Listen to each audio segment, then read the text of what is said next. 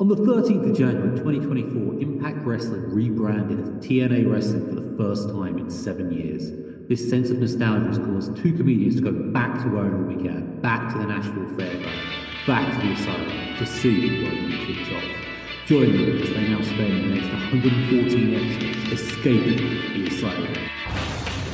Looks like Jerry Lynn looking back into the ring. What's he meant by? I don't know, didn't have words necessarily. Boy, that look that he had to AJ Styles, I think, really told the story. I'm saving you for last. I got something special for you. I'm gonna enjoy that one the most. From now on, it's gonna be all about me. It's gonna be done my way, the way I want it, and I am gonna make myself famous. From now on, no longer am I Jerry's kid. From now on, it's all about Brian Lawler. Don't have a shot and don't grab me, and I know what you did to Christopher Miller, and I can prove it. You're suspended. Oh, yeah, man. Suspend this, bitch. Now we are not leaving this ring tonight until the blood of Ken Shamrock is on the hands of Malice. And you don't fly 8,000 miles to be disappointed. When you're expecting your title shot, you get it. Is there any guy in this building that wants to see some real TNA tonight? Joel Gertner, as savvy and as astute as he is, knowing the bylaws of the NWA, was hoping to take out the top team so he could take the belts home. These are our tag team champions, and they are trying to Here you go, AJ. Here's your belt. Celebrate now your glory, huh? Officers was not a part of this S Division match. Yeah, We are the S Division. that's what I was The trying to NWA doesn't want us involved. Screw them. We'll get involved ourselves. The Tennessee Titans right there. They had their shot at the Super Bowl, and they blew it. When I get my... Oh, good Lord! Good Lord! Hey, it's LJ, and welcome to this edition of Escaping the Asylum, where two comedians are slowly watching their way through all the old NWA TNA weekly pay-per-views. And we are at episode number 5. Like I said, it's two of us. It's not just me. It's my co-host as well. He is a Maserati in a world of Kias. Please give it up for Mr. Funky Sam Medina. How are we doing? Yo. Pretty good. How you doing? Yeah, I'm feeling a lot better than last time. So this is going up a week late. The reason we missed out last week is because if you didn't hear my voice, if you didn't hear my voice last week, it was I came down with just a bug that was going around, and it got a lot worse before I got any better. I mean, the record was pretty painful just for my meandering and my complete brain fog at times, and the fact that Sam's actually put up with me is actually quite impressive. I don't want to kick I that. put up with the worst. Although I do need to ask you a question real quick. Okay, what's you that? said we were watching episode 5, and so I went to go bring up my YouTube, and I just watched episode 4. Are you sure it's episode 5? That's where I was preparing for the preview. That's my bad. Yeah, no, it is episode 4. Oh, no worries. I'm like, wait a Yeah. minute. I think you might be on different episodes here, buddy. I'm like, it skipped it. Does that mean that we're just going to skip episode 4? Did I not prepare for this? there is an element of it all just very DIY to this whole project. So, lack of preparation would help with that. But no, it's because just before we went on air, we were discussing the preview. We're discussing episode 5, for next week. Yeah, so I feel a lot better. I still think I still have some of the brain fog. So you feel free to point it out to the world whenever that happens. Yeah, well, whenever I'm like, wait a minute, am I on the right page here? Yeah, before we go on, do you have anything you want to plug to the people, or should we just plug on with this? This is my weekly mic in Stockton. Stockton, California. If you're around at Ground Stack Coffee, it's super fun. We do it every Monday. It's at 6 p.m. And the first and the fourth Mondays are showcases. Okay, so if you're in the Stockton area, San Jose, why not go check him out? Sam's a friendly guy, and I'm sure he only books, the best available talent. Yep. The best available talent in Stockton, which isn't a lot. Just kidding. Way to sell yourself there, mate. Way to sell yourself. Hey, if people are close enough to be able to go to the show, they already know Stockton. My geography outside of the southeast of England is pretty sketchy at best, and you're pretty far from there. So we're a little further out of the southeast of England, just a little further. Okay. All right then. So with all the regular sort of banter and admin out of the way, let's crack on and let's hit the news for this particular episode. And there are two major news stories coming into this one. The first being the return of Vince Russo. We discussed last week how Russo was up in Connecticut for all of a day, and we discussed how that went. And essentially, Jerry Jarrett he's struggling with all the work he's having to put in, because not only is he writing all the shows, but he's also having to book them, and then he's producing a lot of like the backstage stuff. And there's not a lot of people who sort of have that ability due to the death of the territories. They all just disappeared, and there was nowhere for new people to train.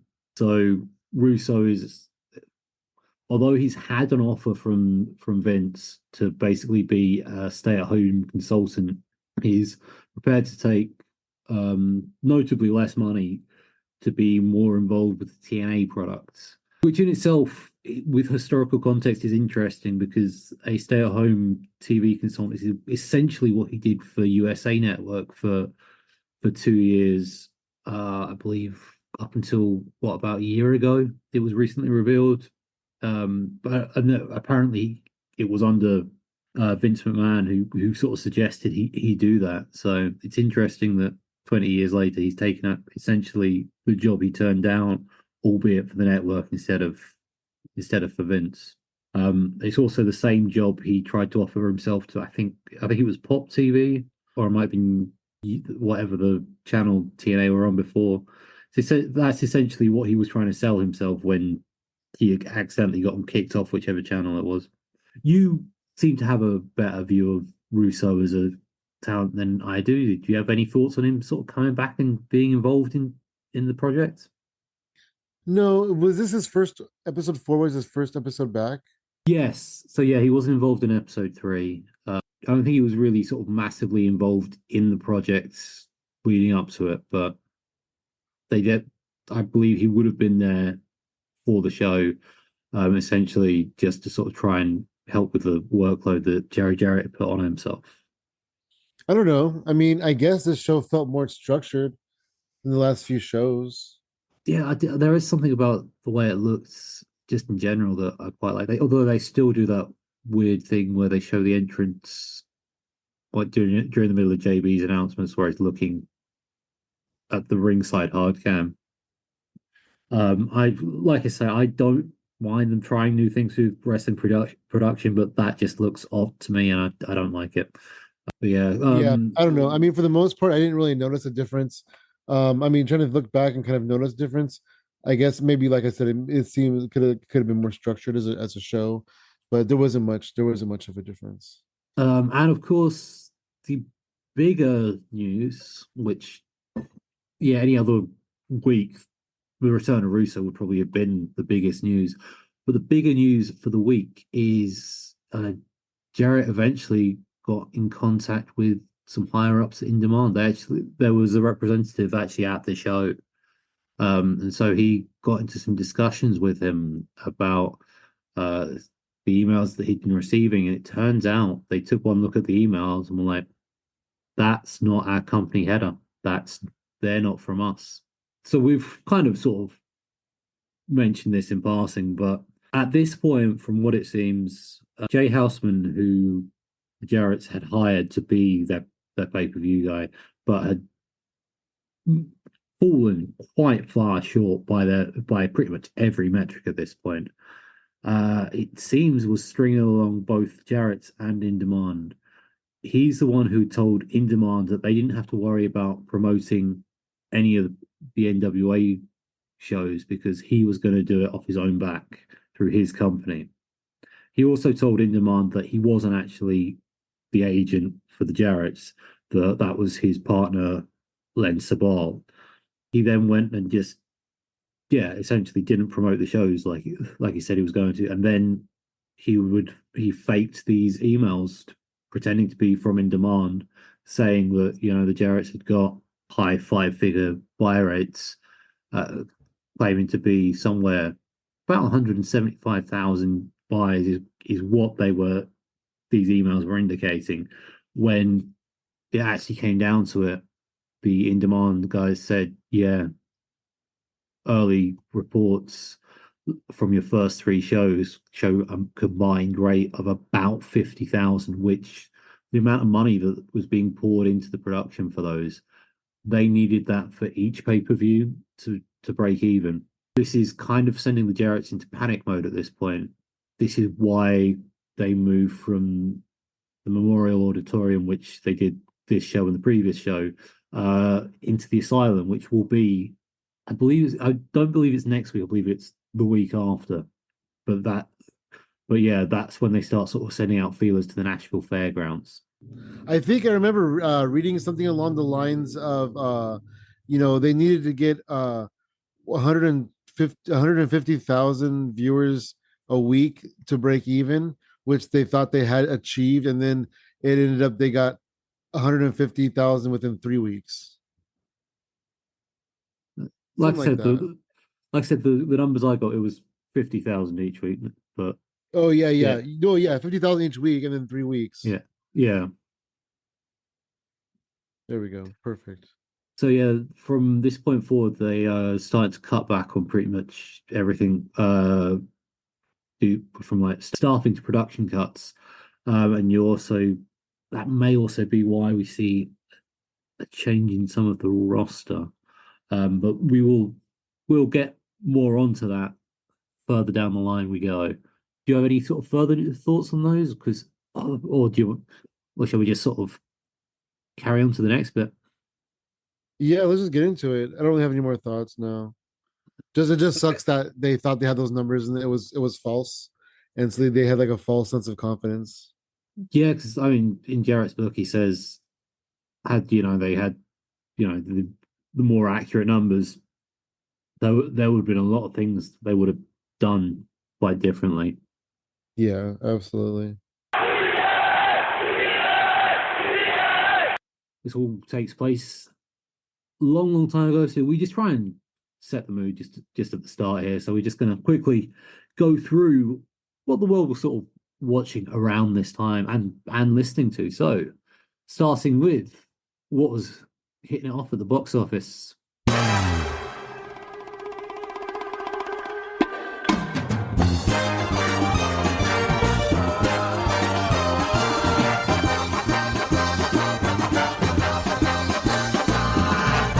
So this would have been the weekend beforehand, which would have been the 4th of July weekend. So what people watching on the holiday weekend in the US, it was Men in Black 2. Just over $52 million at the box office that first weekend, which broke the previous Men in Black's record, which was also released on the 4th of July weekend, of 51.1 million. Extra million quid. Was it worth it though? It wasn't as good. No, it wasn't. It just it just didn't quite capture the magic, I felt. But then I wonder what the budget was from 1 to 2.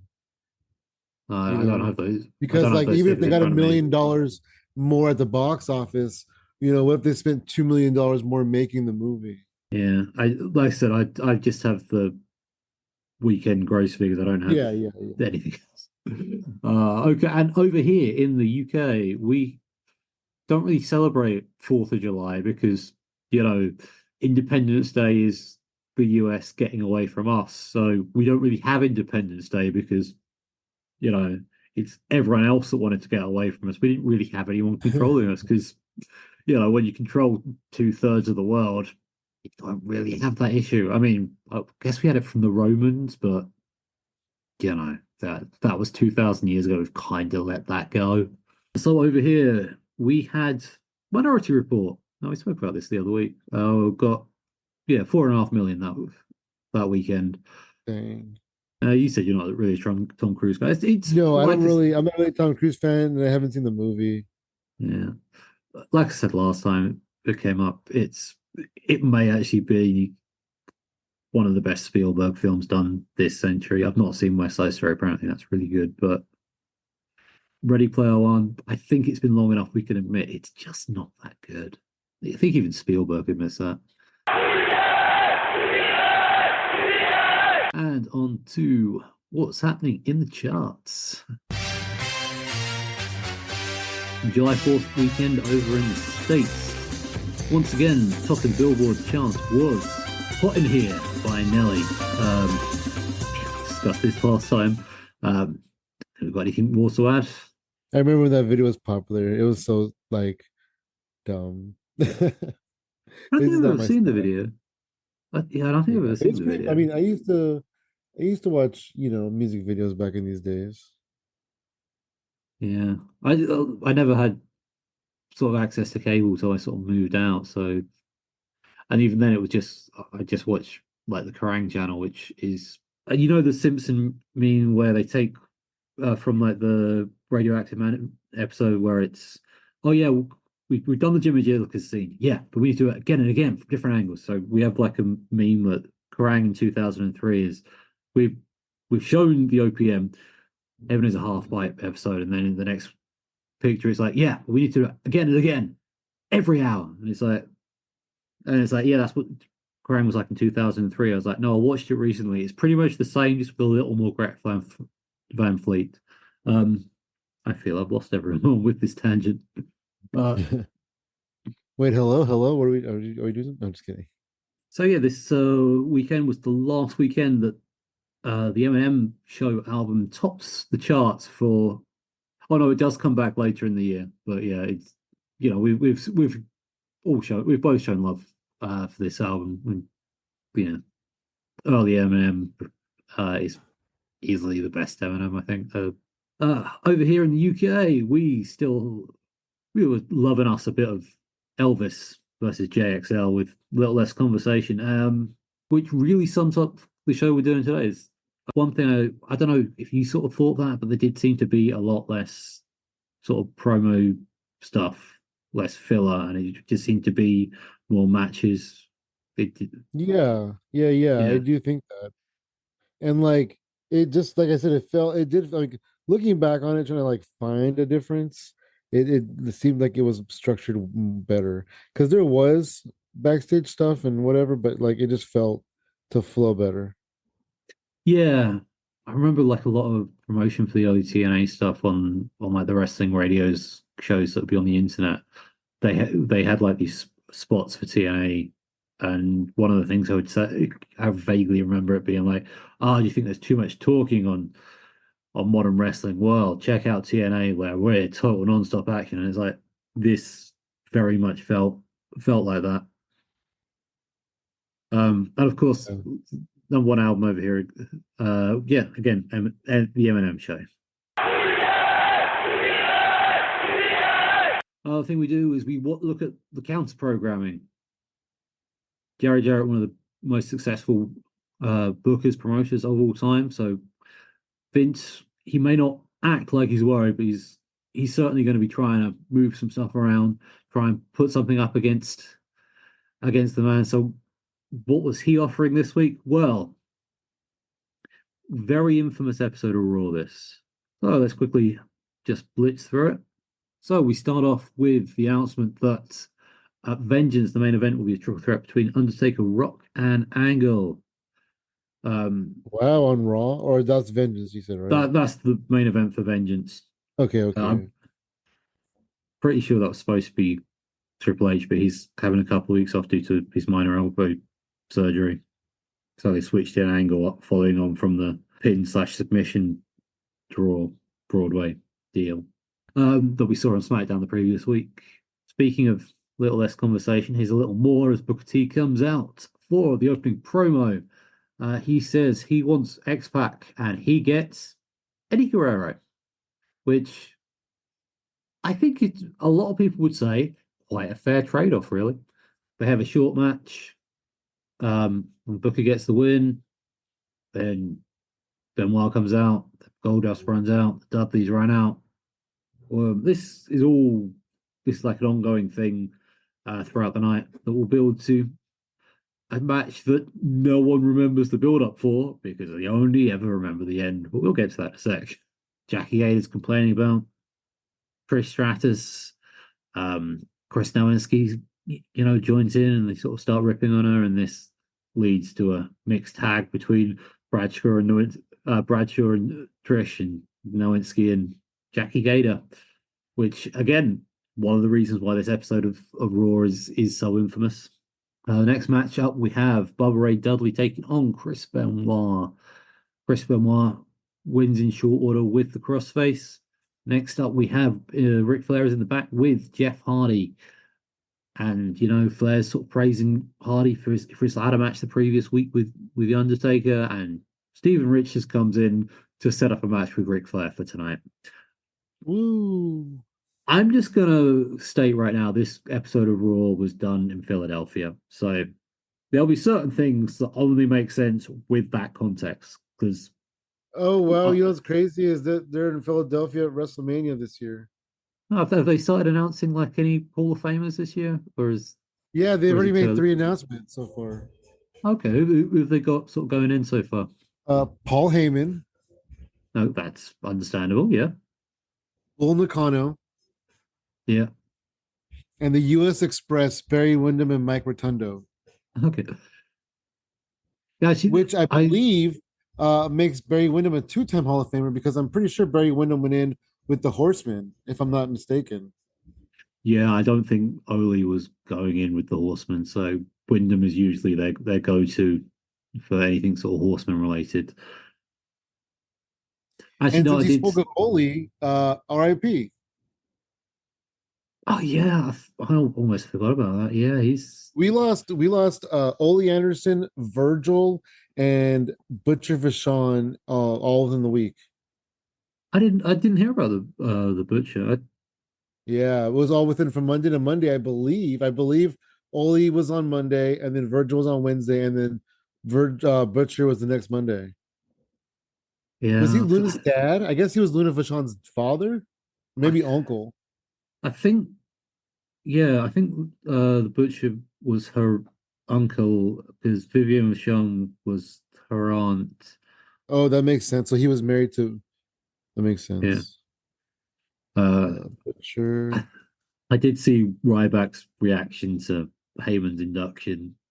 Hey, sorry, real quick. Paul Vachon, Butcher Vachon's real name is Paul Vachon, and he is the adopted father of Luna Vachon. Okay.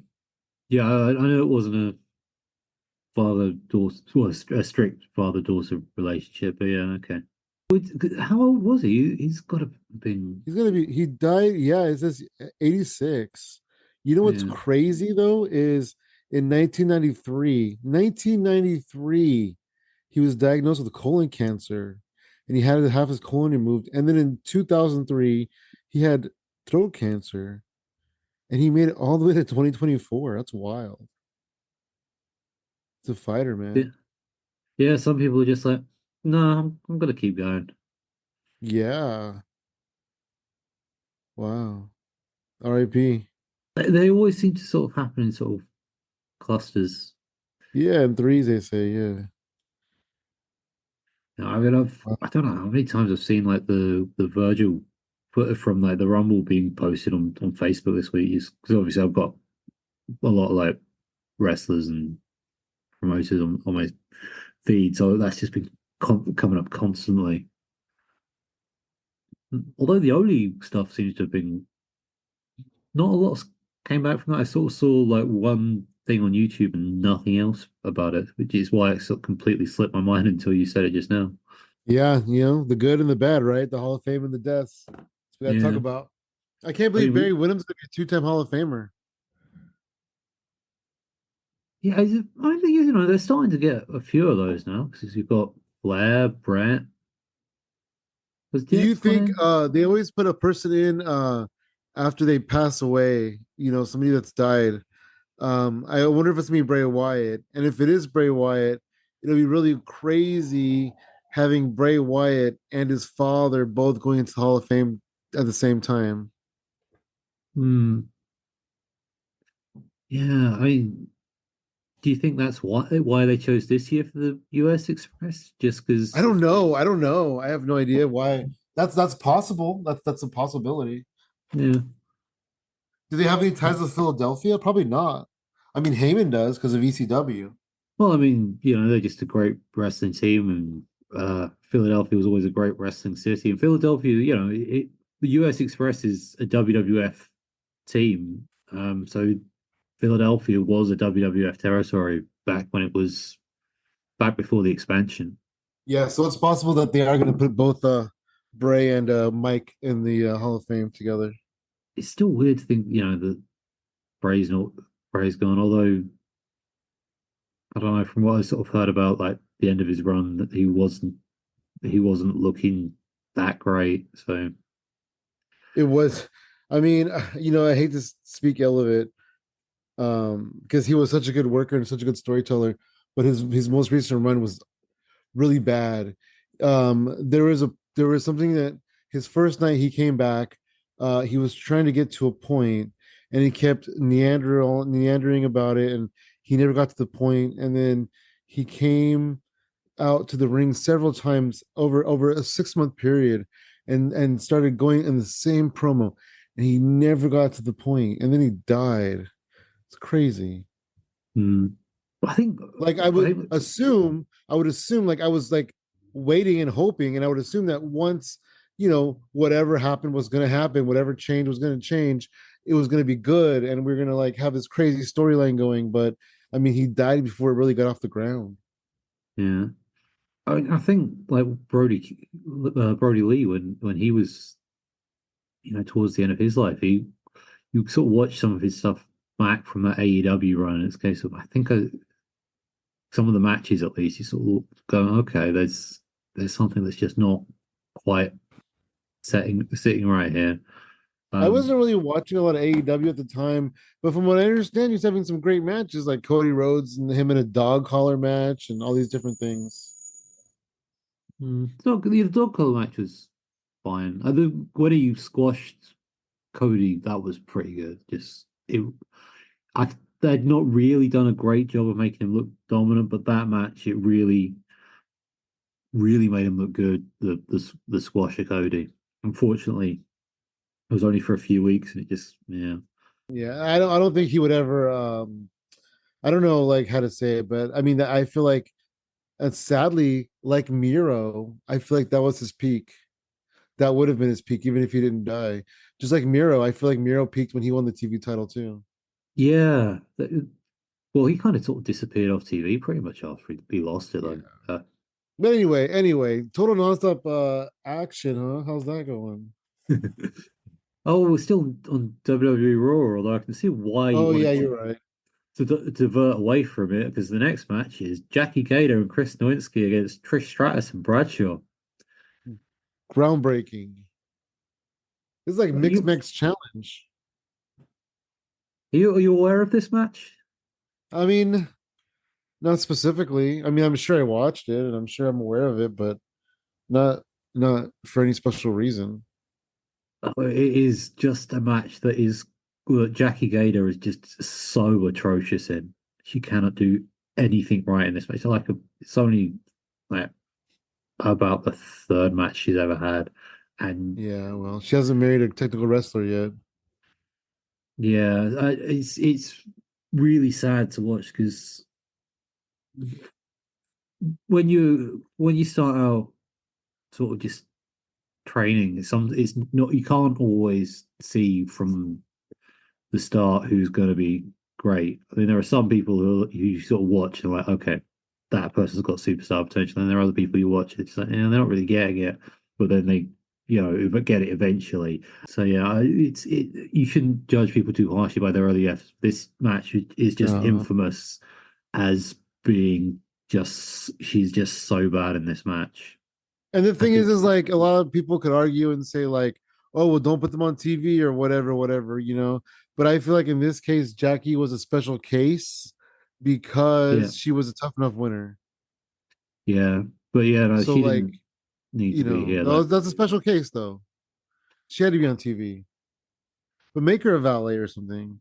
Yeah, but yeah, this one it's considered like one of the worst matches of the year just because of how bad it is.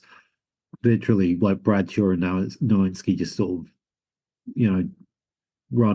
fight off halfway through the match, and that's the height of what this match is. But this should not have been on TV. It really shouldn't. Like halfway through, you can just see Trish just trying to drag something out, and she's just getting so frustrated. So moving away from that, backstage, Benoit and Eddie sort of meet with the NWO to discuss things. Next segment, outcome. But the NWO, they say, they want Triple H to be a part of their group. But tonight, they're going to have big 10-man match between Booker T, Goldust, the Dudleys, partner of their choice, against the NWO, Benoit and Guerrero. Do we remember this match yet? Do we see where this is going? Yeah, I guess so. So, next match is Flair versus Steven Richards in a match that Steven Richards loses quite handily. Steven Richards requested this match, folks. It's one of those matches that you just watch and think, really, what did this achieve? Flair didn't give him anything. For Steven Richards, it got TV time. This is true. The next segment we've got is Paul Heyman coming out with Brock Lesnar as they talk about Van Dam at the upcoming Vengeance pay-per-view. And just because they're in Philadelphia, out comes Tommy Dreamer and basically gets laid out by Lesnar before Van Dam comes out to make the save. It's one of those things that is only on there because they're in Philadelphia. Next up, we have Jeff Hardy beating William Regal for the European title. And William Regal's really upset by this. He actually cries in the ring. And the only thing I'd be crying about is just how little they've done with this belt this year. Because it's a TNA podcast, so I won't really go into too much detail. But yeah, the European title in 2002, they weren't doing anything with, really. It's just they were just seemingly just throwing out matches, and it was just there. Yeah, this is kind of the time frame where they were just kind of throwing out matches. So yeah. So a couple of months before this, the week before the Judgment Day pay-per-view, William Regal won a title match, and D'Lo Brown had not been seen in a few weeks, does a run in and attacks, and it's like, okay, so you've got the two most decorated European champions, you've got a reason for them to battle. So what happens? Well, they get put the pre-show for the pay-per-view in kind of a really nothing TV match, which Regal wins, and it's like, and that's it. It's never touched on again. It's like, well, hang on a minute, these two actually could have like a decent sort of series, but just have them work for a month, screwy finish at the first pay-per-view, leading to a big decisive victory at the second. But no, this belt is just, it slipped so far down. They didn't even put that much thought into it, and that's not even like, I'm not exactly reinventing the wheel there. That's just fairly straightforward. I think they could have done with it, but yeah. No, they definitely could have had the program built in there, but it's just you overlook that, I guess. What's Austin doing? What's Rock doing? So the mystery partner for the 10-man is going to be Rob Van Dam, and well, I sort of said that first tag match kind of fell apart towards the end. This one literally involved something falling apart, as Nash's quad literally fell apart. Oh, is this the one? This is the one. it's his first match back from injury, and he's on the shelf for 9 months. He takes Immediately 2 afterwards. steps and just falls right back down again. Yeah, and somehow Booker T ends up doing the job. I'm just gonna read back who's on the faces. We've got Bubba Ray Dudley, Spike Dudley, Rob Van Dam, Goldust, Booker T. And somehow they're like, you know what? You know who can take the loss? Booker T. It's a case of not Spike, not Goldust, not Bubba. Okay, they're trying to push Bubba, but yeah. Yeah, I agree with that. It should not have been Booker T. But yeah, so this is it's not it's although it's fairly infamous, this episode of Raw, for the 2 tag matches, it's not well received. I'm guessing it's not one. Well, you said you didn't really remember the Tough Enough tag match, so I'm guessing it's not really stuck with you, this one. Yeah, I mean, I don't know. It was a long time ago. And also being offered up this week was SmackDown. Taped the episode. They taped the day before TNA pay-per-view, but showing the day after. So quickly, let's run through this. Main event tag match set up with John Cena teaming with The Undertaker against Kurt Angle and Chris Jericho. Oh, wonder if they'll ever do something with that guy, just first match, we have a match for the tag titles. Edge and Hulk Hogan defend against Billy and Chuck. And the Edgemaniacs retain. They didn't really have a team name, but that sounds like a reasonable one to me. Yeah, I like Edgemaniacs. In the back, Cena comes to speak to the Undertaker in the parking lot, but Undertaker's got other things on his mind, so he just sort of sends him away. Earlier in the day, Tori Wilson had a photo shoot, which got interrupted by Molly Holly, which set up a women's title match, because this was in the days when the women's title was defended on both shows. Which sounds logical, but on SmackDown there was just no real challenges, hence why Tori Wilson is getting a title shot on this show. So next, the limo arrives, and Jericho and Kurt Angle get out the limo. A big fight breaks out between them and the Undertaker.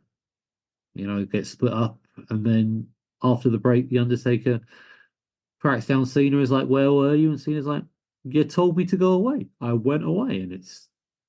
And so teasing tension for the main event. Then we have the women's title match where Molly Holly defeats Tori Wilson in really a nothing match. Then we have the weekly tag match where Randy Orton faces Reverend Devon and Batista. This week he's got Mark Henry. Yeah, but Batista pins Randy again with a spine buster. You said you don't remember this feud at all, did you?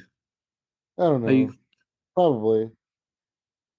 I'm sure if I saw it, I remember it. Yeah. It's I don't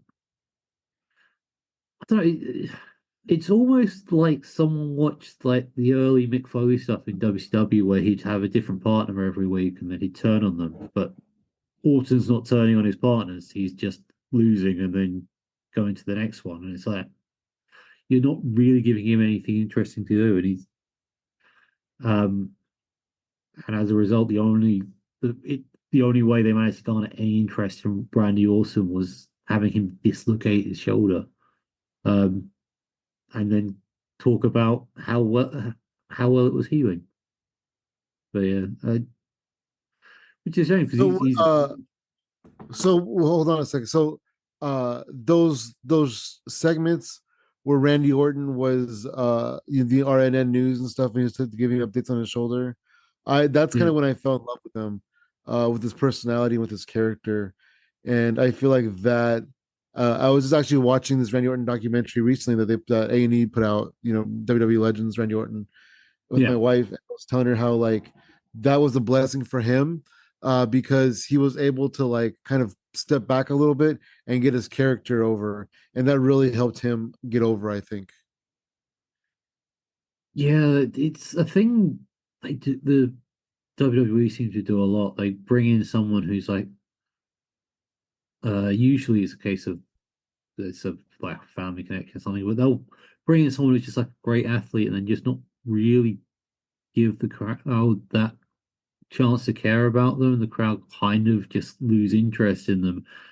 I mean, suddenly they're like, oh, okay, they turn him heel, and but that gives them the chance to show the personality. It happened with Orton, it happened with Rock. Absolutely. To a degree, it happened with Santino Marella. It's maybe you could even argue maybe with Cody Rhodes in this beginning. Just it's all the same thing, and it's like they never seem to learn from it. Hogan and Edge are in the back. Rock comes in. They have a funny little bit, and Edge just turns around and says, "You know what? I prefer Best of Nanny to the Scorpion King any day of the week," and I I feel that that's fair. Um, both of them are terrible films, but there's something fun about the terrible films that Hulk Hogan does. The Un-Americans are out next as Test takes on Rikishi, and despite the fact there are three guys interfering in this match, Rikishi still wins because I don't have a way to finish that sentence. Then we have a backstage segment with Stacy and Vince. Jericho walks in complaining that now Edge is the tag champion. He's got other business at the pay per view, so Vince is like, that's all right, we'll figure something out for you. Then we have Tajiri and JB Noble taking on the Hurricane and Billy Kidman, where Kidman defeats the Cruiserweight champion, Jamie Noble. And we have the main event of John Cena and The Undertaker taking on Kurt Angle and Chris Jericho, where Jericho is pinned by one John Cena. And then The Rock comes out and lays out both The Undertaker and Kurt Angle to build up to their Vengeance meeting later in the month. Yeah, not a particularly terrible episode, but not a particularly memorable one either. Although they are really sort of pushing Cena here. He's getting considering it's only like his third week in the company, he's getting a lot of sort of TV time. And he's another one who actually kind of fits into what we were just saying about how they push someone out there just as a bland baby face. And it's not until they really get to show their personality that they get over. Cena's a perfect example of that. With when they gave him the rapping gimmick, don't you think? Yeah, I think so. It was a good gimmick for him. Yeah. Once again, with the Roll Call champions, what I'm going to do is just go through the heavyweight and the tag champions of each promotion because there are so many titles out there, and especially in 2002, it would take me a whole podcast just to list off all of them. No changes this week. The WWE Tag Team Champions are still Edge and Hulk Hogan, and the the WWE Heavyweight Champ even is still the Undertaker. It's of course the undisputed championship at this point, but it is just the one belt because Triple H was like, "I'm not carrying two belts," and who can blame him? Over here in the UK, we have NWA Hammerlock is still floating around, and the champion is the current performance-centered trainer himself, Mr. Johnny Moss. We also have the FWA is really going strong at this point. We have Flash Phil Barker is the FWA Heavyweight Champion, and the FWA Tag Team Champions are the UK Pitbulls. We also have All Star, which is still a thing today. Not quite where it was a few years ago, but All Star is still kicking around. Their champion at this point is Doug Williams. Over in All Japan, Genichiro Tenryu is still the All Japan Triple Crown champion, and the All Japan Tag Champions are Keiji Muto and Teo Kea. Although not for very long, looking at my notes here. New Japan, their world champion is Fuji Nagata, and their tag team champions are Choten with Hiroshi Tenzan and Masahiro Chono.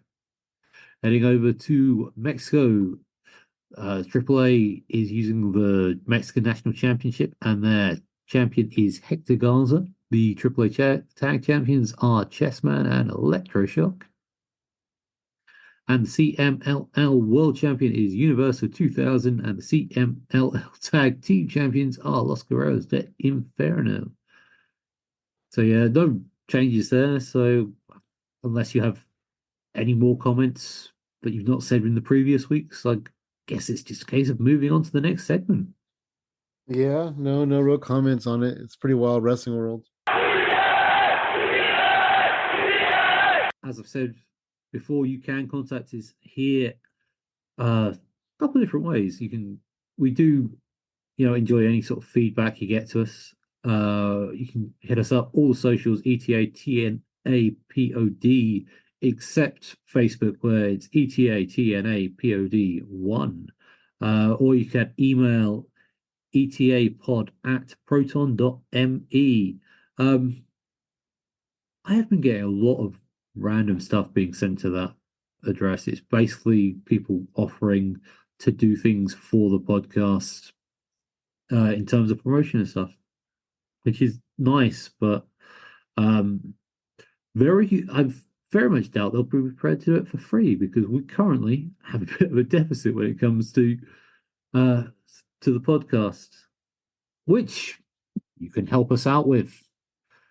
It's as great as it is that you're listening, you're enjoying the episodes we're putting out there. You can do more. This takes a lot of time and effort out of our days. Just the research, going back, watching the shows, checking out all the odd news stories. It's a lot of time. A lot of those news stories, you have to pay for the subscriptions, and we have to pay for the hosting. We just could do with you helping out if you're really, really loving us that much. And we're not even asking that much. We have a couple of different thresholds at the minute. We have £4 a month is our lowest threshold. For £1 a week, you could get an extension to the regular podcast.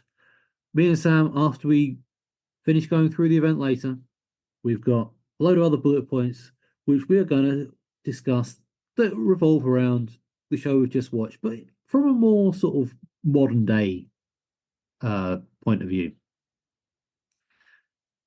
And if you want that early, well, that's an extra couple of quid a month, but you get it all in one block. Instead of having to wait till Wednesday, you can do it Monday. No one likes Mondays. We're trying to give you a reason to enjoy Mondays. You just have to pay for the privilege. And of course, we do have other tiers. We have the tier where we are going through all the non-televised TNA stuff.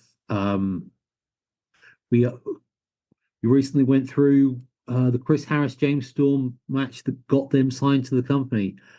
I believe the next thing we're doing on that is going to be surrounding the first Ring of Honor Championship show, which I believe is due in a couple of weeks, because an X Division title match happens on that show. So that is something we're going to be covering. So on that tier, you can listen to us discuss another promotion which features a TNA match.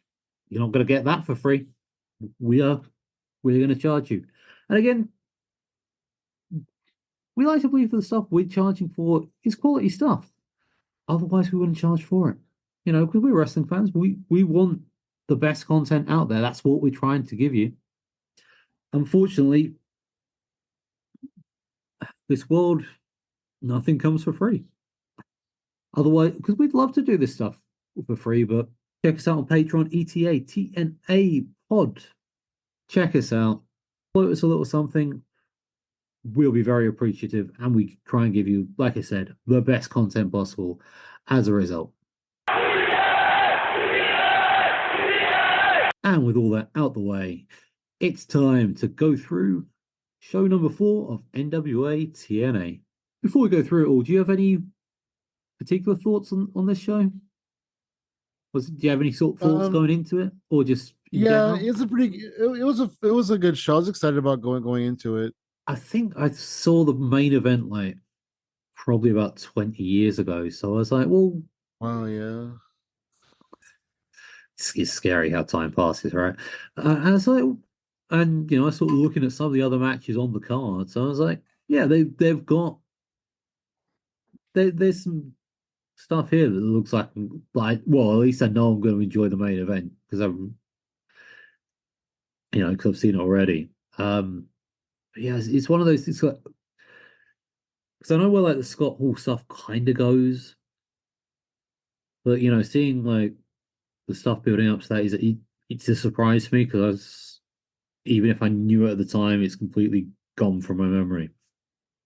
So rewatching this stuff, some of it is brand new. Let's fire this up. So we start off with the intro, and you can hear the audio of the ring announcer counting the crowd in. I'm going to be honest, making these notes, some of these audio moments are just fun to pick out. I'm not trying to make the promotion look bad, but it's just a little something that just adds to the experience for me. And we are kicking off the show with a title match right off the bat.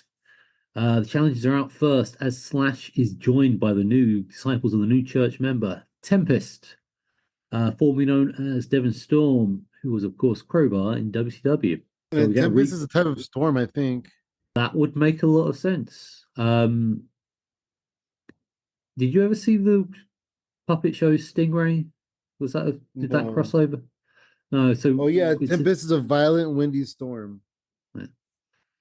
So yeah, it's done by the same people who did Thunderbirds and Captain Scarlet, and so Stingray is like a naval thing as a submarine, and there's like these underwater creatures that started a war with the humans, and there's another underwater clan that were all humanoid but don't speak because of course they live underwater. Why would they need to?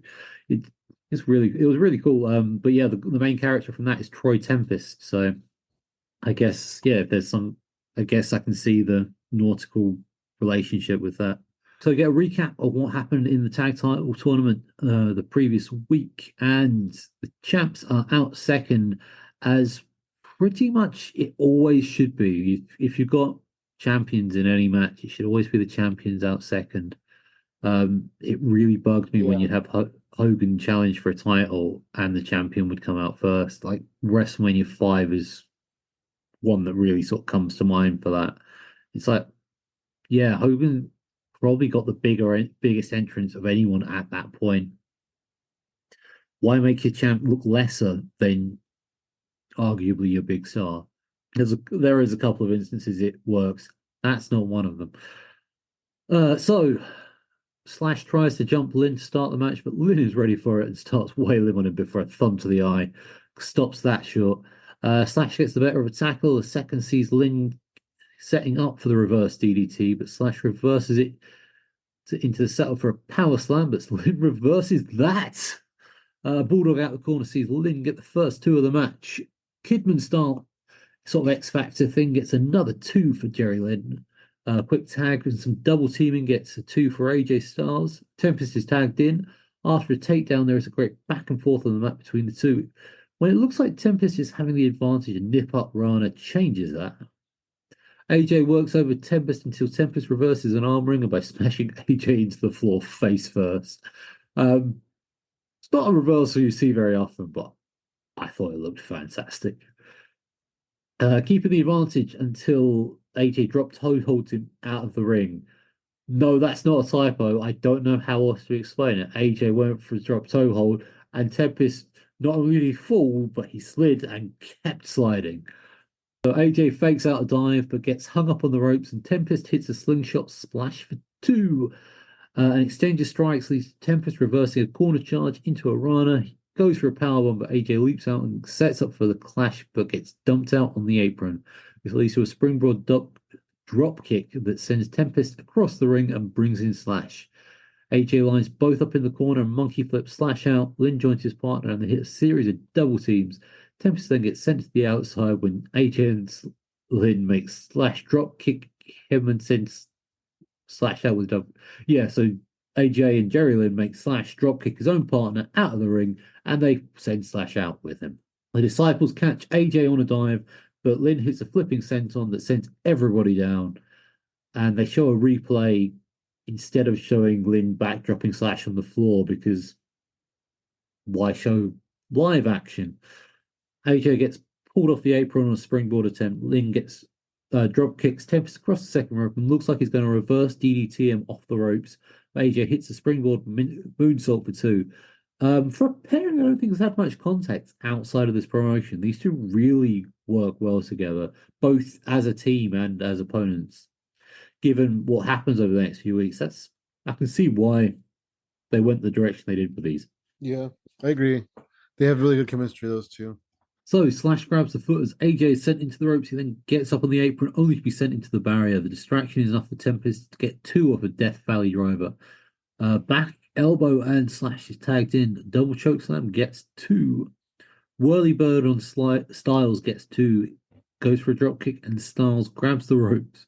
With Slash down, he catapults him into his corner. Styles with a lariat, both are down. At this point, I should note the referee for this match. I think it's Slick Johnson. He's selling some of the moves in a way you'd actually think he was kind of taking them. Don't know how else to describe it. It's kind of odd, and he does it most of the night. A hot tag, and Jerry Lynn takes down everyone. He turns a backdrop into a DDT and on Slash, only to eat the foot of Tempest. He still manages a wheelbarrow bulldog for two, though. Tempest reverses the crowd power driver with a good old Greco-Romo punch to the nards. While the referee is distracted, Tempest puts Lynn up top to go for a Rana, but is shoved off. And a Lynn crossbody gets two. Jerry Lynn reverses a Death Valley driver into a cradle pile driver, but Slash runs in. During the confusion, AJ Styles tags in and hits a spiral tap for the win. Lynn is miffed and just storms off with his title belt. One of the few cage dancing sections we have with all the NWA dates scrolling along the bottom, they don't actually seem to do that very much this show. I don't know if you noticed that. No, they don't, but I feel like they're wearing skimpier outfits though this time. I thought they were wearing pretty much the same thing. So yeah, maybe.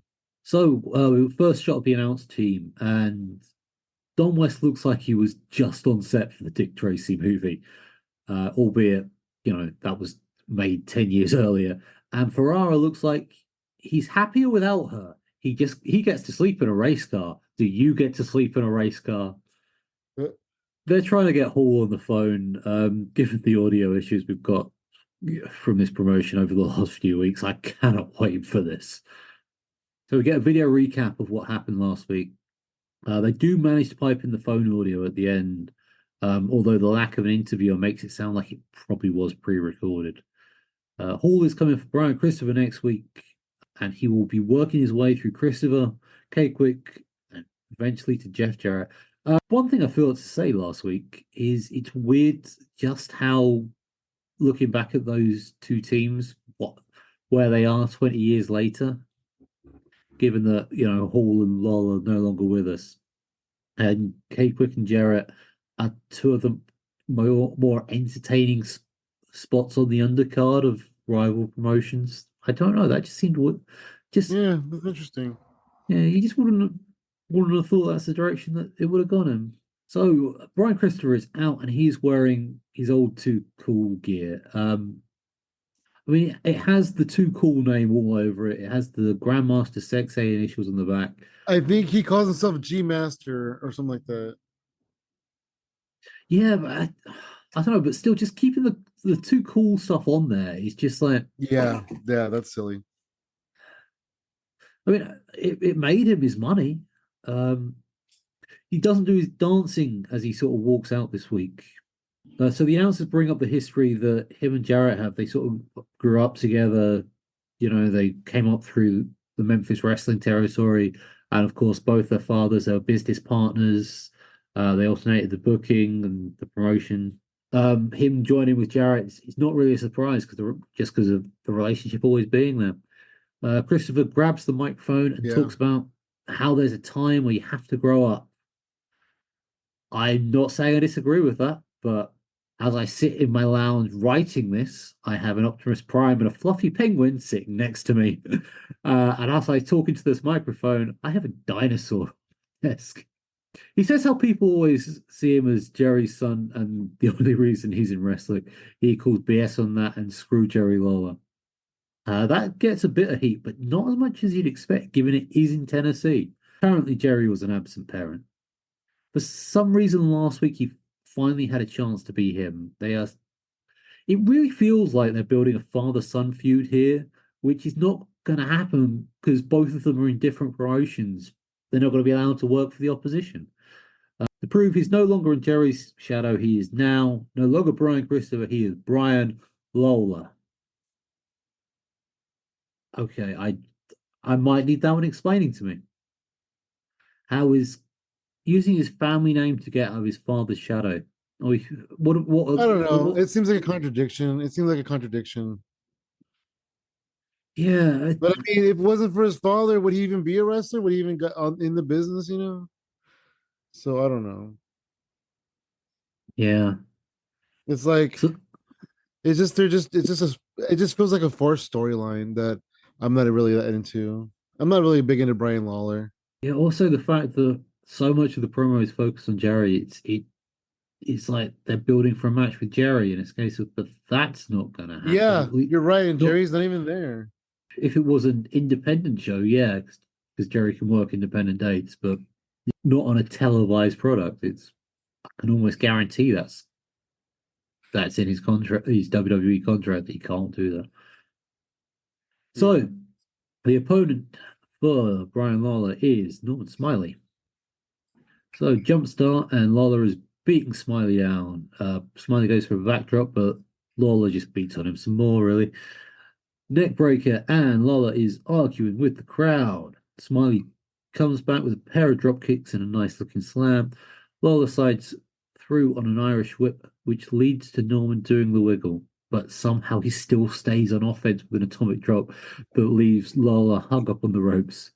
And Jerry's kid gets a spanking. His reaction to this is to turn a whip attempt into a nice looking DDT, actually.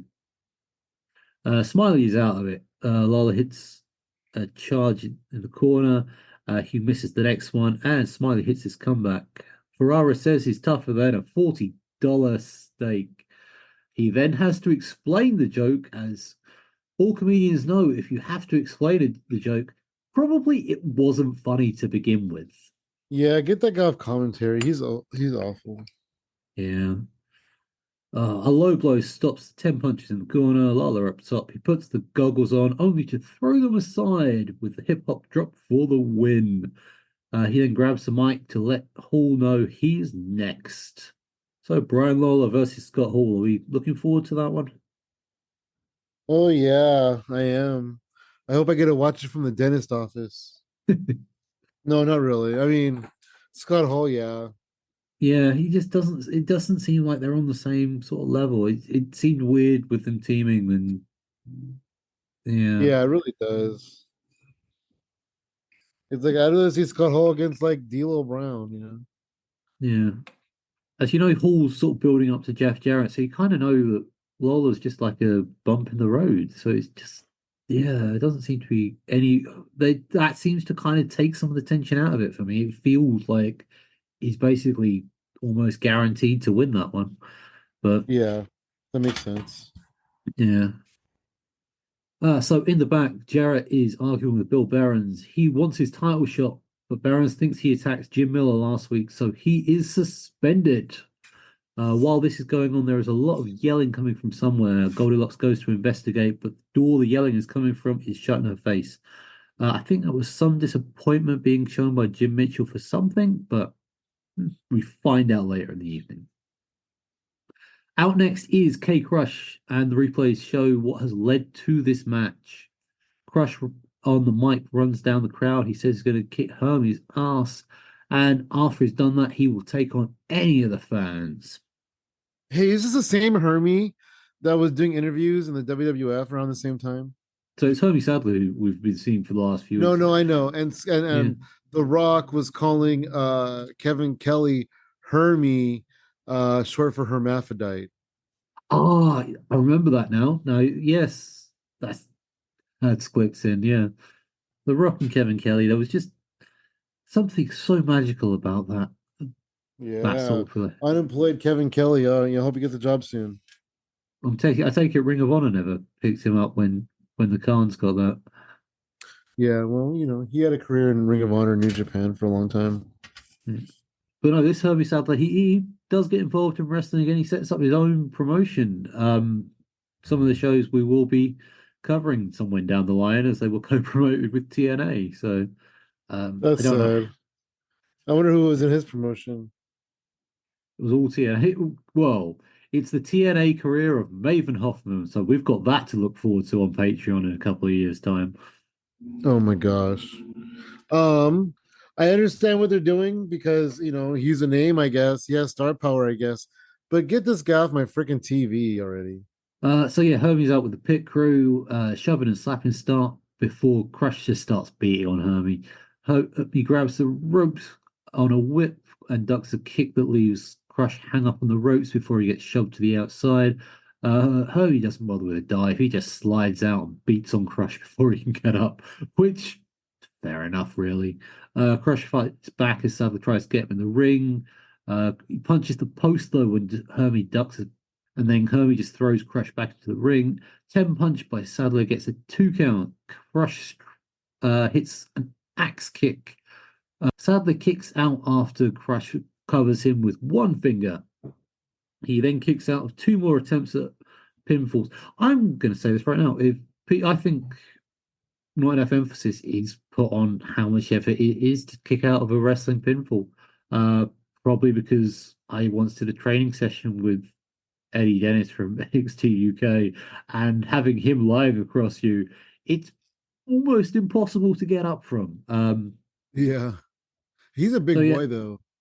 he's a big guy. He's a lovely fella. But yeah, you kind of think, oh yes, I can do that. No, no, I can't. No, okay, no, I can't get up. No, I'll just lie here forever.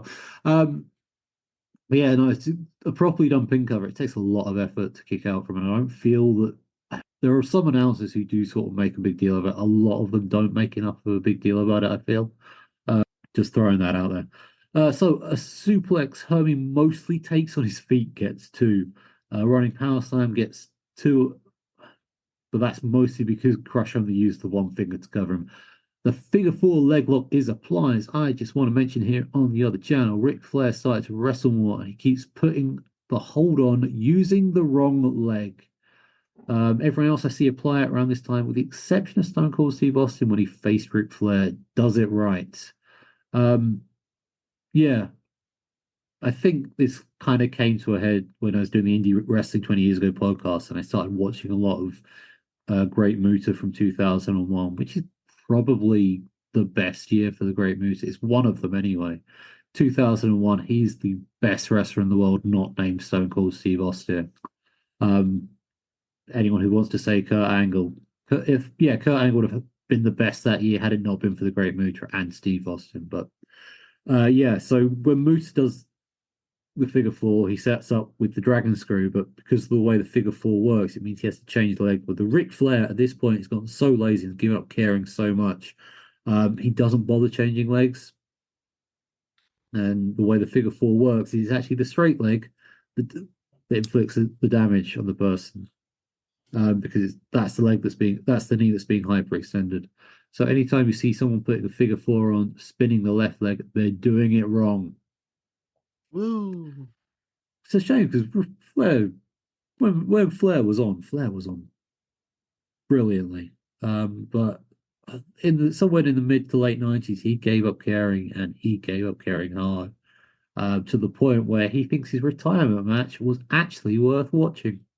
But yeah, anything past this point for Ric Flair is that's worth watching is few and far between, and sadly. Yeah. None of the matches that are worth watching are anything we're going to get to cover. So yeah, while they're in the figure 4, Crush grabs the ropes while the referee's back is turned. Sadly does roll over though, but because Crush is so close to the ropes, he just grabs them and breaks the hold.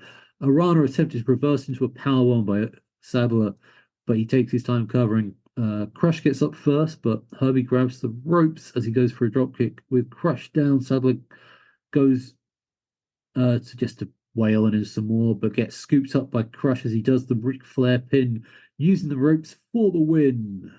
And after the bell, Krush lays in some more shots, which causes the ref to reverse the decision. As the celebrity match goes, I thought it was pretty good. Herbie didn't embarrass Krush.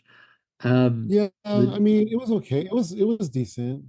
It's a NASCAR driver though. Yeah. I mean, like when are NASCAR drivers able to come in and keep up with professional wrestlers? but he didn't keep up with him though. He was, Yeah. the only reason he was in there as long as he was because Crush was sort of just playing with him a bit, and Yeah. it says a lot that Hermie could sort of walk out under his own power just about, whereas Lawrence Taylor, who had a similar length match with Bam Bam Bigelow at WrestleMania 11, needed to be carried out. So Hermie is obviously, LT, he's obviously sort of at least got himself to a physical level where he can not embarrass himself. Because this was sort of short, and I don't even mind like the decision reversal. It's a case of because it's not like at any point you sort of watched that and thought, oh, they're actually going to give him the win. It was a case of, other than a couple of fluke moves, it's just a case of, yeah, he's just a case of how long is he going to last. So immediately after this, we get shots of Omori preparing for his match. He looks intense right up until Alicia turns up and demands money. I am actually starting to get interested into where this is going now. I've ragged on it the last couple of weeks, but they're sticking with it, so hopefully it has a payoff worth watching. Yeah. So we have cage dancing shots as the announcers talk about what just happened.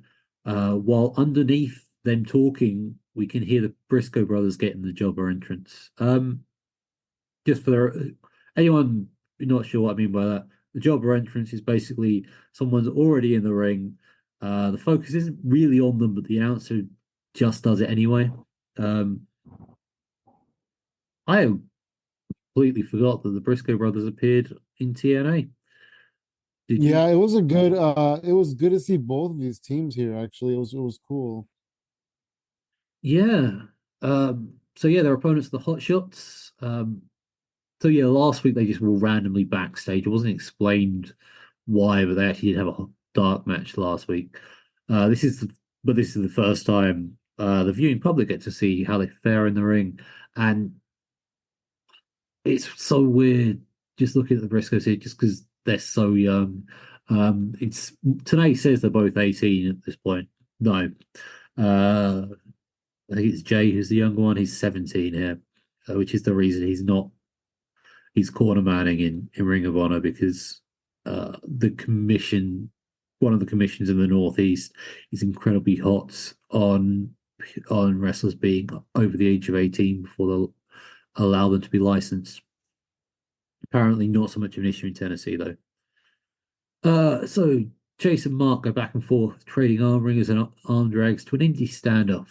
Cassidy and Jay are in. Cassidy ducks a kick and takes a tackle, followed by a forearm. Mark tags himself in as Cassidy sets Jay up for a spine buster before getting hit by Mark's dropkick. Mark gets dumped out and the Hot Shots dump Jay on top of him. The Briscoes get up only to meet stereo dives from the Hot Shots. Back in, the Briscoes are being worked over in the corner until the Disciples come out of the ramp and Malice nails Chase with a spine buster for the DQ. Malice then beats on all four guys, and the choke slam on Jay honestly sounds like the ring exploded when he hit. With the ring clear, the rest of the Disciples enter with James Mitchell. Mitchell says they are not leaving until they have the blood of Shamrock on Malice's hands. He demands Shamrock come out or there will be bloodshed. After looking around, Jim points at the timekeeper and he gets dragged into the ring. as Malice is At setting him first, up. Don West thought he was pointing at him. I kind of did as well, actually. I'm kind of disappointed it wasn't. I mean, obviously, I much would have preferred it be Ferrara, but yeah. As Malice is setting up for something, Shamrock runs down and tries to take on all three disciples at once, but there are too many. As Malice goes for a choke slam on him, Omori runs in, and together the two of them fight off all the disciples of the apocalypse of the new church. No, disciples of the apocalypse probably would be scarier just because, yeah, watching Brian Adams have matches in 2002 is not something I particularly would have any interest in covering. Goldie is in the back with the Dups. In Oh, short, wait, about the tag team match, before we move on, when you first see these guys come out and you go, oh, this is interesting. Why is it essentially two jobber tag teams going on, essentially two unknowns. And then, because Malice is going to come out and beat up all of them, I see. Well, I mean, it's one of those things where it could just be a case of, because they say about how TNA has like an open door policy and they're just trying teams out, and with some of the matches they've had, it does kind of feel like, okay, maybe they are just sort of feeling it out. Malice looks so much better here than he did previously. It's what we were saying the other week. I agree. What we were saying on the last episode about how he needed to have been built up. In this case of this built him up really well. Having do this to people and then win some matches in convincing fashion, and then you've got yourself a contender. Whereas, yeah, him losing to an injured Shamrock just didn't help him. Yeah. Next segment we have Goldie is in the back with the Dups. In short, they're going to beat the Elvises. Yes, I've left a lot of the segment out. No, you really don't want me to go into more because you don't need that imagery. So the Dups are supposed to be. They did. I was writing some of these notes last night, and I just took one look and was like, I don't know how I'm going to describe this, and I don't think I want to, so I'm not going to try. That's the honest reason that I've kept that short. I was not too bothered about the duck gimmick when we saw it at the first show. I know you felt a bit more strongly than I did, but yeah, watching it here, I completely understand why you had no love for it, and I don't know. Do you continue to not have any love for it? No, not really. Yeah. I mean, they how can you live a tag team that said, we refuse to get in the ring with those gay hippies? Ah, man. So yeah, they're supposed to be out next, but the music being played isn't the Dubs, as pointing out by today. The entrance cam gets a good shot of a load of empty chairs behind the announcers right here. So yeah, the music is actually for Jasmine St Claire. She used to be in ECW back in the day. She even made some appearances for the FWA over here. I reviewed one of those appearances on the Indie 20 Years Ago podcast. Wow. It was supposed to be Blue Meanie coming over for a match, and somehow it ended up being Guido, which means we got a better match out of it. It made less sense as to why the match was happening, but yeah. Apparently, she also had a career outside of wrestling, and one of those involved a video where they Francine? huh?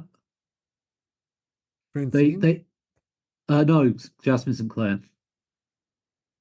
Oh, yeah. Apparently, they were really like, oh, she's my favorite film actress. Yeah, apparently she had really apparently her most famous video involves inflation of numbers and things being made to look like things are happening that aren't happening. It's basically it's a big work, but instead of it being a wrestling thing, it's an adult entertainment thing. it's no surprise that she was a fit for the wrestling business if her most famous video is just a big work in itself. Yeah, I so don't know what that means, but that's great. the details are all on her Wikipedia page. But the video Okay. apparently Oh, I don't think I've ever taken the time to look at her Wikipedia page, but maybe I will. let's just say the video involves a record number of people, but the numbers are slightly inflated, a la just about every WWE event. They shoot it in a way that it seems like it legitimately could be. So she grabs the mic and teases some TNA. To be fair, this segment isn't as cringy as it sounds like it should be. Not that it's good, but like she's far from the worst female promo they've got on the roster. She gets a chair in the ring to give JB a lap dance. Once the thumb comes off, out comes Parents to cover up St Claire, but Ferrara hits him with actually a really nice looking spear. They then fight over whether she's going to continue or not, and Behrens wins and takes St Claire out to the back. I really am not sure what this is doing on a wrestling pay-per-view. So it's funny, when Bill Behrens first entered the ring, just started taking his jacket off to cover up Jasmine St Claire, Ed Ferrara just like hit like the best spear I've ever seen on him. Yeah. Well, he was a cruiserweight champion for a reason. Yeah, I guess Granted, granted that reason was to get back at JR, not because he had a nice looking spear, but still, this seems like a really obscure thing to put on a wrestling pay-per-view. Because they're teasing something that's not going to happen. There's two things you can pretty much guarantee no sensible wrestling promoter would put on their wrestling pay-per-view, intentional nudity and hardcore drug use. Could you ever see anyone thinking that's a good thing to put on a wrestling pay-per-view? In fairness, I've not seen all of that NWA pay-per-view, but what I have seen of it has made me think I don't need to see the rest of it. This is actually one continuous segment. They don't actually break this up. This goes straight into the tag match. Worryingly, as the dubs come out, I have written, I think I'm more concerned my wife might walk in on this than what happened previously in the ring. Oh, my wife was watching the dubs with me too, and I had to explain to her, so that's their cousin / girlfriend. Yeah. Yeah. So out come the Elvises. Siaki and Estrada are out, but Yang is on tour. It's an all Japan tour, which I feel kind of kills the gimmick. Because when they said, "Oh, Yang is out on tour," I was like, they're really playing the Elvis thing with all Japan." No, they killed it. So it's a jump start, and the one thing that got me here is, aren't both teams supposed to be heels? So who are we supposed to be cheering they for? are. So Estrada gets quickly dumped, spinebuster by Stan on Siaki. Did you see that elevation by Bodup? Asks Tenay. No, because the camera was on the outside looking at Estrada. So we've no idea what it was. Mortimer Plumtree has sorted out to ringside. I feel this match is going to be overshadowed by pretty much everything else that is happening in it. So Plumtree gets over to the announce table and jumps on comms. Bo keeps walking through Estrada, and Plumtree says that the Johnsons need to work some things out. Apparently, what they're working out is WWE. Yeah, what they're working out is WWE contract because we never see them on this program again. Yes. Is that when they got signed? I think it was like another year before they got signed, but yeah, they don't come back. Yeah, okay. So Estrada flips out of the corner and catches Bo with a super kick. Bo catches Estrada with a corner charge and tags in Stan. The Dubs work together for a 2 on Estrada. Stan hits an Alabama slam out of the corner, but Estrada gets his foot on the rope. Bo back in, he works over Estrada some more, but Siaki comes in and drops him with a cyclone neck breaker. Both fights back, but Siaki knocks him down and hits a slingshot split-legged moonsault. This is instantly followed by him getting a spine buster, causing both to stay down. Stan is in and goes through everyone. Bo is dumped before Estrada hits him with a dive. Siaki gets hit with a full Nelson from Stan. Siaki fires back with a cool way into a pump handle sort of suplex, maybe. I don't know, but the way he set it up, I've never seen it done that way, and it looks. Oh, that it was like a weird F5. Yeah, I forgot what they said it was called. I don't remember if they did they give it a name. They said it was a name, yeah, but I forgot. I forgot what they said. I must have missed that because it's not in my notes. Stride hits a springboard senton type move to pick up the victory. They picked I it up don't all know. right. Yeah.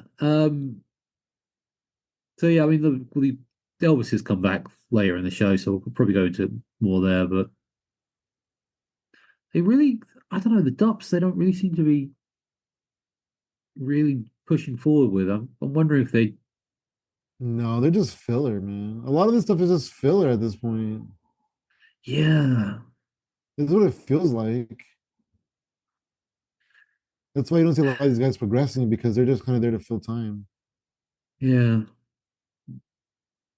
So in the back, AJ and Lynn are really laying into each other, going to all over like catering, and it finishes when Lynn hits a cradle pile driver on AJ Styles while they're both on a flight case. It's weird. It's weird that these two are brawling like this. It feels like there's a little bit of animosity because AJ is kind of a glory hound, as Jerry Lynn says. But I feel like it's not enough animosity where they're trying to end each other's careers, you know. Yeah, it seems it's an odd one because, well, it doesn't help the fans kind of switch the allegiances. It seems like because they looks like they're trying to build Jerry up as like the heel.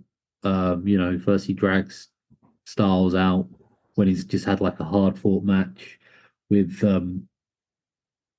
the concept of getting a good match out of David Young, and then he kind of Jerry gets pissed that Styles picked up the win this week, and they're trying to set up Jerry for the heel, but I at the time remember thinking I'd got forgotten behind Jerry because they are kind of pushing AJ to the forefront a lot. I would have preferred it be a slower build up, but then again, I don't know whether I would have connected with AJ as quickly had they not pushed him as hard. So it's in retrospect, it's sort of hard to work out. And then we have the tails of the tape for the match as Harley Race is announced as the guest, I guess, timekeeper. It doesn't actually, I don't think they state, but he's at ringside the whole match. I don't even know. Yeah, they introduced him and I was like a little bit confused. I'm like, what's Harley Race doing on here? Like, it's Harley Race, everybody. So Omori is out first. Apparently he holds the record for the quickest win in a Japanese main event at 7 seconds. Out next is Shamrock, but unless I missed it, he doesn't seem to be wearing the belt. Start the match.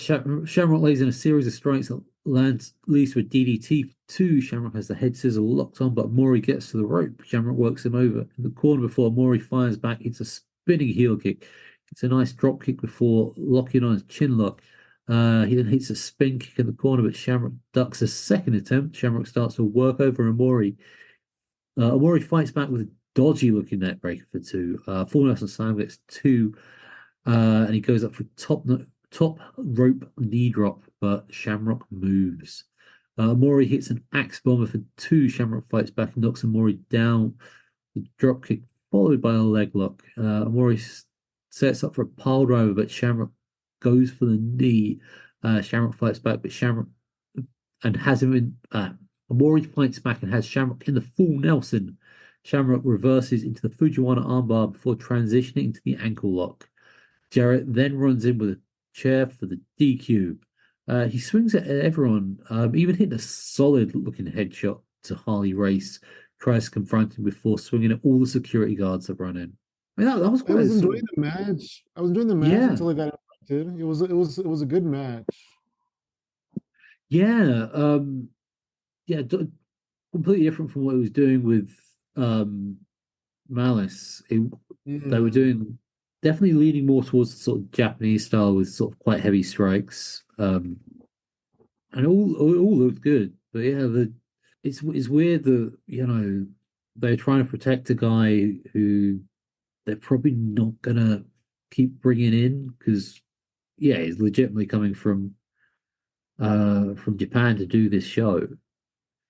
Um, although saying that he was back in the States 2 months later for Ring of Honor, so could have done a rematch then. But I don't believe he actually does another TNA show, at least not during the weekly pay per view era.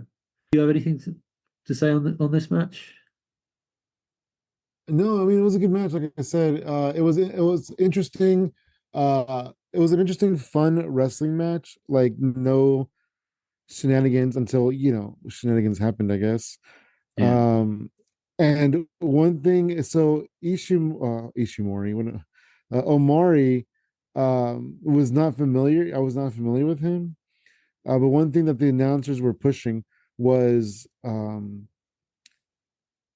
that the NWA World's title. I've always wondered why they called it, instead of the world title, the world's title, right? Like yeah. apostrophe S, like it belongs to the world. And they're saying that because it's the world's title, instead of being restricted to people on the current NWA TNA roster, they want to bring in challenges from around the world. So I thought that was a pretty interesting layer of it. It's the closest thing, especially in like the 80s, that they had to a world's title in that it was defended in the US and defended in Japan. Um, it wasn't, I mean, Europe didn't have any sort of NWA affiliation until Hammerlock started over here in 1993, at which point it was the NWA as a whole was pretty much done. Um, which means we never actually had a world champion in the UK. Actually, no, that's a lie. There was one that was based in Germany that Luthez won when he was doing his belt collector phase in the 50s. Um, the theory is the NWA is the most traveled world title, which arguably, yes, it is. But yeah, I mean, I can see why you say it's a bit odd to say it that way. I've always thought it was weird, yeah. So Goldilocks is in the back. She talks to Jerry Lynn, but his response is, yeah, just very obscure. I watched this quite late tonight, so that may have played into why I didn't not sure what he was talking about, but I think part of it is just it was kind of out there. The new church walk past her and Mitchell tells her to send Jarrett their way. Goldie then follows the sound of muffled screaming to find Bill Barron's bound and gagged with FU written on his stomach. It was weird because you could hear him like screaming for help kind of when she was interviewing James Mitchell, and we were watching it, and it was like can anybody else hear that? You know, Yeah, because she that's the eventually did second. hear it though. She eventually did hear it. Yeah, because that's the second time they've done that with Yeah. a backstage segment Who's it this gonna be? evening. Jarrett? Hmm, don't know. I feel like Jarrett's too obvious. Yeah, but it seems to be like the new church or Jarrett or someone like that seem to be like the big suspects. Yeah. So back in the arena, Loki is out. Then Skipper, then Kid Romeo, then Tony Marmaluke. When Chris Daniels comes out, the announcers mention it is his NWA debut, which is interesting given that it's four of these people's NWA debut. But Oh wow. And they only said one. yeah, they only said it was Chris Daniels' debut. It was cool to So see. that But see, the thing was, is I feel like out of all of them, Daniels is the one that they thought, okay, this guy's gonna be a star. yeah, there is something. kind of sort of special about him. Yeah, and I mean we sort of said about Loki the other week about how he was something really special and different, especially at this time. Uh, last spot in this match is, of course, filled by Jerry Lynn, who we've already seen once tonight. And I've also noticed that his music is the only one out of the 6 people in this match that they bothered changing the music for. The rest was just given the same generic sounding music, or they all just had music that sounded ridiculously similar. So we have a 6-pack challenge here. 2 people in the ring, and the order they get eliminated in is, in theory, the order they will be competing for the title in. I don't want to spoil it too much, but doesn't quite work out like that. We'll, as we go down the weeks, we will go into that further. So it starts with Daniels and Kid Romeo. Romeo starts working over Daniels. The pair makes some nice exchange in it. A Japanese arm drag. It's met with a Romeo drop kick. Daniels ducks a spin kick, and the pair sort of square up to each other. Elix blind tags in and starts trading shots with Daniels, knocking him down with a spin kick. Daniels knocks him down with a spin kick after ducking 2 attempts from Elix. Marmaluke tags in and gets 2 of a series of double teams on Skipper. Northern Lights on Elix Skipper. Series of counters leads to Marmaluke getting a roll up. Skipper is starting to look worn down as he tags in Jerry Lynn. Marmaluke has a counter for seemingly everything Jerry tries to do to him, but a backbreaker from Lynn sorts that out. After a tilt-the-world backbreaker, Lynn tags in Loki. The 3-kick combo with the ground slap gets 2 after a foot on the ropes. Back suplex gets Marmaluke 2. A double arm DDT into a submission hold looks nice. Marmaluke slaps Romero before tagging Daniels. Surely, I was going to say surely a slap would count as a tag, but that's the face, not the hand. Twisting slam from Daniels gets 2. A twisting kick from Loki allows him to tag in the Marmaluke. After a beautiful kick, Daniels tags in Lynn. Marmaluke reverses a gory special into one of his own, but Lynn rolls him up for 2. A tornado DDT gets 2. Daniels is tagged in and gets nothing off the top rope splash attempt.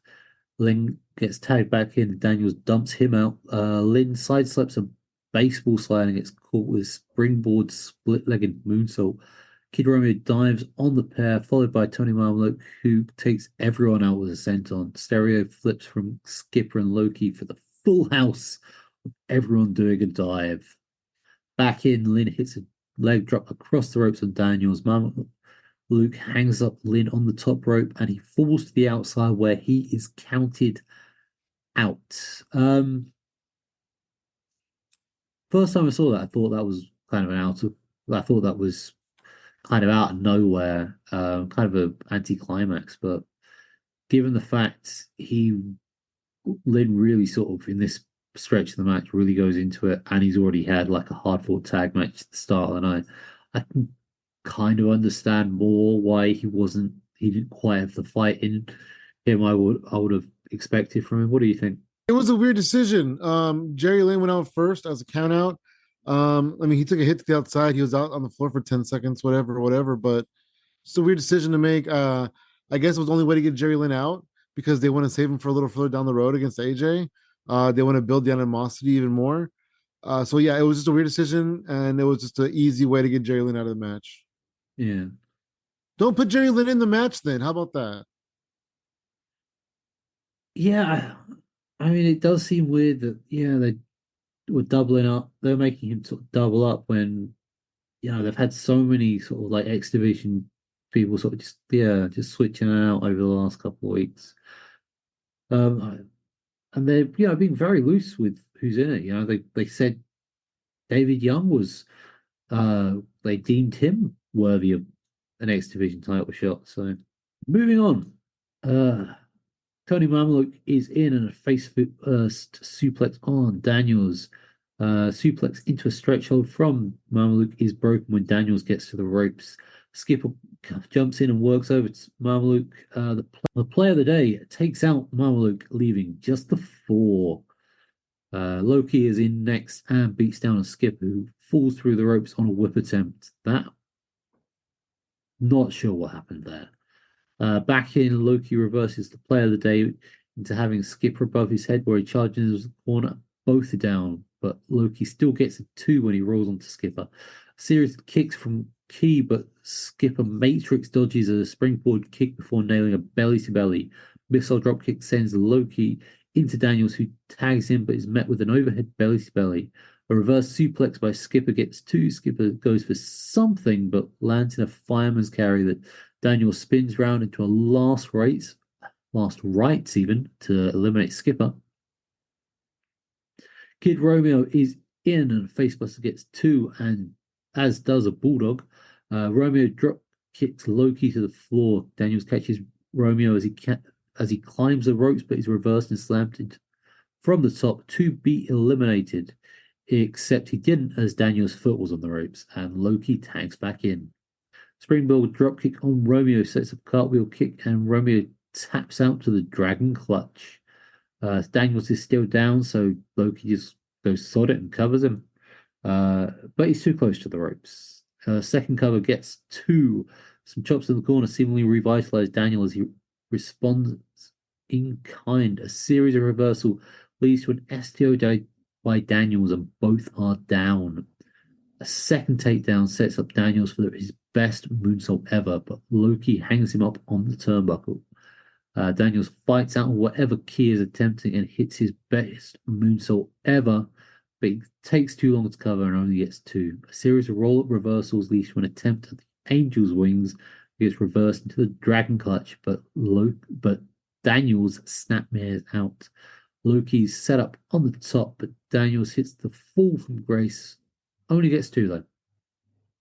Daniels goes for reverse DDT that Loki quickly reverses into the K-Krush in 99 for the victory. So that leaves the current X Division rankings at number 6, Jerry Lynn, number 5, Tony Mamalu, number 4, Elliot Skipper, number 3, Kid Romeo, number 2, Chris Daniels, and number 1, Loki. So yeah, any thoughts on this match? It was a really, really good match. I really enjoyed it. It was crazy to see people like Kid Romeo and Tony Mamaluke. It's like, where did those guys go? It was cool. I thought going into it that Jerry Lynn was gonna win because of the AJ stuff, but then they kind of scapegoated him out of the match.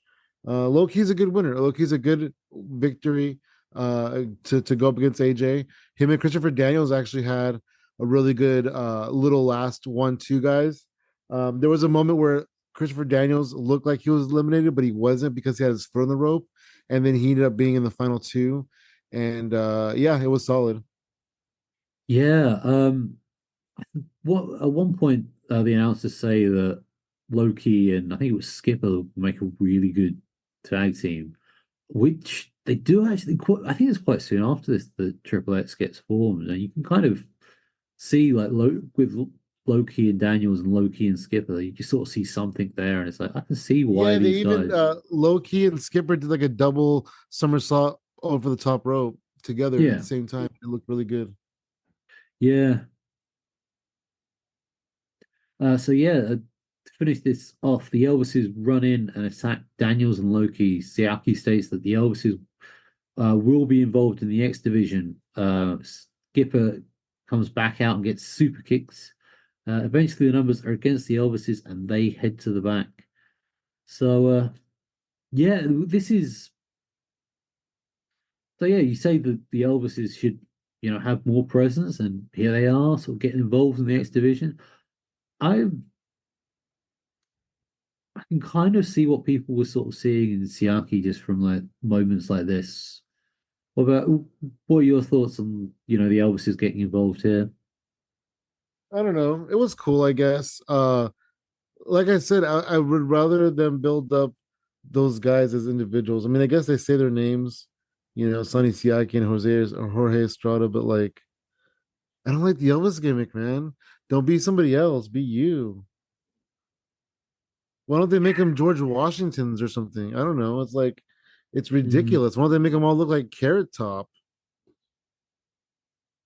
See, I'm sticking with giving them giving them the Elvis gimmick makes them stand out a bit more.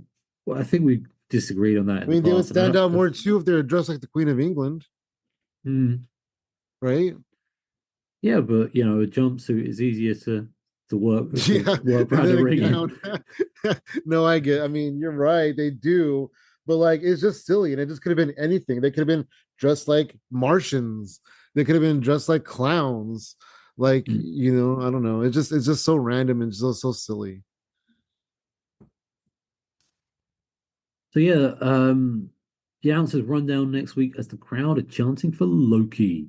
And then Jarrett comes out to demand his title shot and gets into it with the Tennessee Titans, who are sitting at ringside. At no point has this been mentioned, given the fact No, it that, really hasn't been, which is crazy. Like, you think they would have been like all over this the whole night. The Titans are having a good time. Look at the Tennessee Titans. They're being rowdy. They're having a good time. Nope. Instead, yeah, we get to get butt cheeks and cleavage. yeah, I remember when the FWA sort of relaunched in 2009. Like one thing they were gonna have in like one of the early shows was just have Nick Aldis just in the audience, not actually on the show, just in the audience, because it's a case of, well, that makes us look big that having someone, he just debuted on TNA TV, so people would know who he was, and it's like, well, look, Yeah. yeah. And they did not acknowledge him. Um, he couldn't make the show, although he actually a year later Oh. actually did.